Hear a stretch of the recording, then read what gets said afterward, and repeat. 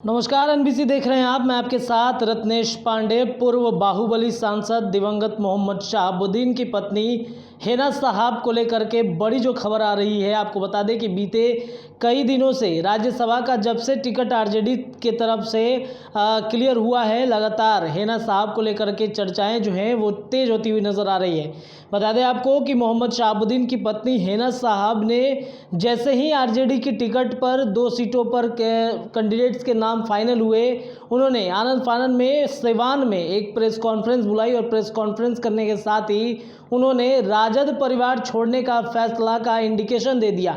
हालांकि इस बात पे मुहर अभी तक नहीं लगी है कि आरजेडी छोड़ेंगी कि नहीं छोड़ेंगी, लेकिन लगातार जिस तरीके से उनके समर्थक आरजेडी के से खफा चल रहे हैं, लगातार लालू के मुर्दाबाद, राजद मुर्दाबाद के नारे लगाते हुए नजर आ रहे थे। ऐसे में उम्मीद लगाई जा रही है कि हेना साहब जो है जल्द ही आरजेडी परिवार छोड़ सकती हैं। बता दें कि आरजेडी से मोहम्मद शहाबुद्दीन का बहुत पारिवारिक रिश्ता रहा है और जिस तरीके से जैसा कि राजद के तमाम जो बड़े नेता थे, लगातार ये बातें कहते हुए नजर आ रहे थे कि सिवान से राज्यसभा जो है हेना साहब को भेजा जाना चाहिए। इसको लेकर के कहीं ना कहीं चर्चाएं तेज हो रही थी कि क्या हेना साहब को लालू प्रसाद यादव शहाबुद्दीन की पत्नी हेना साहब को राज्यसभा भेजेंगे या नहीं भेजेंगे। लगातार ये चर्चाएं चल रही थी कि हेना साहब जो है वो राज्यसभा जा सकती हैं, उनको टिकट मिल सकता है। तमाम जो उनके चाहने वाले थे वो लगातार ये इस उम्मीद में थे कि लालू प्रसाद यादव एक बड़ा फैसला लेंगे और हेना साहब को जो है वो राज्यसभा भेजे जाएंगे। लेकिन जिस तरीके से राज्यसभा में 2 कैंडिडेट्स के नाम क्लियर हुए, हेना साहब का नाम कहीं से भी नहीं आया। इसको लेकर के कहीं ना कहीं सिवान के आरजेडी के जितने सारे लोग थे वो काफ़ी खफा हो गए।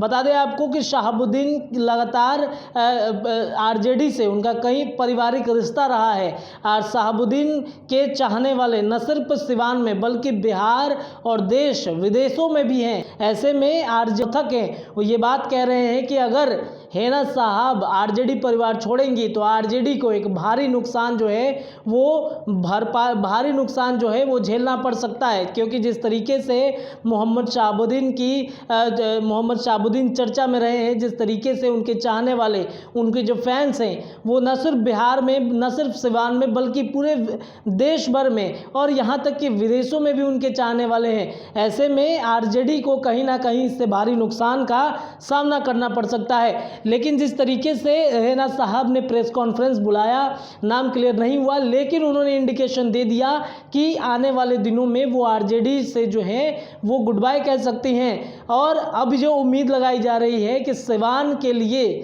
सिवान की राजनीति के लिए मात्र 72 घंटे जो हैं वो काफ़ी महत्वपूर्ण बताए जा रहे हैं। सिवान की राजनीति में 72 घंटे के अंदर अंदर जो है वो कहीं ना कहीं एक बहुत बड़ा राजनीति जो है वो बदलाव देखने के लिए मिल सकता है।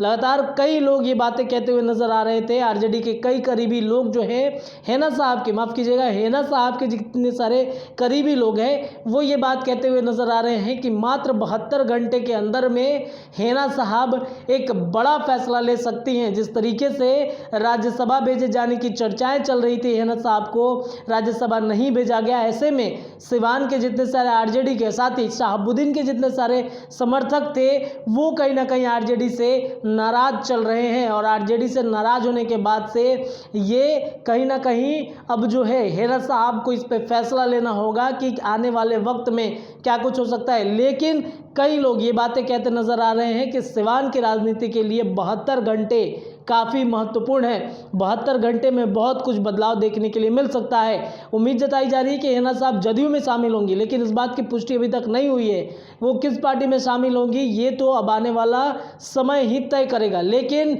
इस बात से स्पष्ट रूप से ये देखा जा सकता है कि आरजेडी से शहाबुद्दीन के जो चाहने वाले हैं, शहाबुद्दीन परिवार को जो चाहने वाले हैं, शहाबुद्दीन के जो समर्थक हैं वो काफ़ी नाराज हो गए हैं और नाराज़गी के वजह से ही वो आरजेडी परिवार छोड़ने की सलाह लगातार दे रहे हैं। बहरहाल क्या कुछ होगा इस पे हमारी नज़रें बनी रहेगी। जुड़े रहिए एनबीसी के साथ में और जाते जाते हमारे चैनल को सब्सक्राइब कीजिएगा। बहुत धन्यवाद सभी दर्शकों का।